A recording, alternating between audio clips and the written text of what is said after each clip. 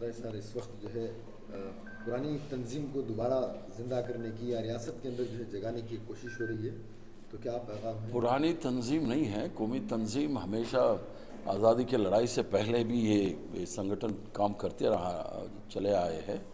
अब काशदौर तारिक साहब all India general secretary होने के बाद उसको और थोड़ा तेज़ी से इस देश में बढ़ाने के लिए एक कोशिश है। ये स्वागत है, क्योंकि कौमी तंजीम का जो ज़रूरी फ़िलहाल इस वक्त में बहुत ज़रूरी है, इसलिए तारिक साहब ने उसका लीडरशिप लिया है। अच्छी तरह होगा।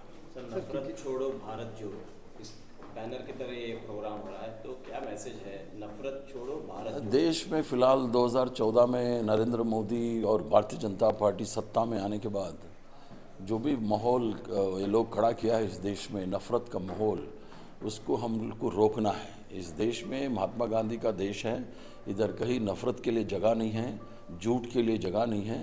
पूरा जान दिया है महात्मा गांधी जी ने सत्य और अहिंसा के लिए, उसको लेके आके हम लोग आगे बढ़ना है। सर, क्योंकि रियासत में इलेक्शंस के माहौल हैं, चाहे बीबीएमपी हो या इसके अलावा जो है रियासती सतह पर भी जो स्टेट लेवल पर जो इलेक्शंस के इम्कान हैं, तो इन माहौल में इस तरह की तंजीमों को लाना क्या जो है उसके पीछे में? बीबीएमपी इलेक्शन चुनाव अलग है। सियासत में सियासत क्या होता है? सिर्फ सत्ता हासिल करने के लिए नहीं होता है, लोगों के लिए, लोगों को भलाई के लिए जो काम करना है उसके लिए हमको आगे बढ़ना है। उसके तहत जो अच्छे सोच है वो कौमी तंजीम में आएगा, तो अच्छे सोच के साथ लोगों का अच्छा काम करने के लिए हमको आगे बढ़ना है। सर, जैसे कि आपने बताया कि 2014 से नफरत का बाजार गर्म है, लेकिन 2014 से लेकर 22 तक जो है तंजीम खामोश रही। इस वक्त उभर कर सामने आने का नहीं, क्या मतलब? खामोश नहीं था। हर जगह में मैं पूरा देश का 19 राज्यों में प्रभारी रहा, हर स्टेट में लोग काम करते रहा, खामोशी से काम करते रहा।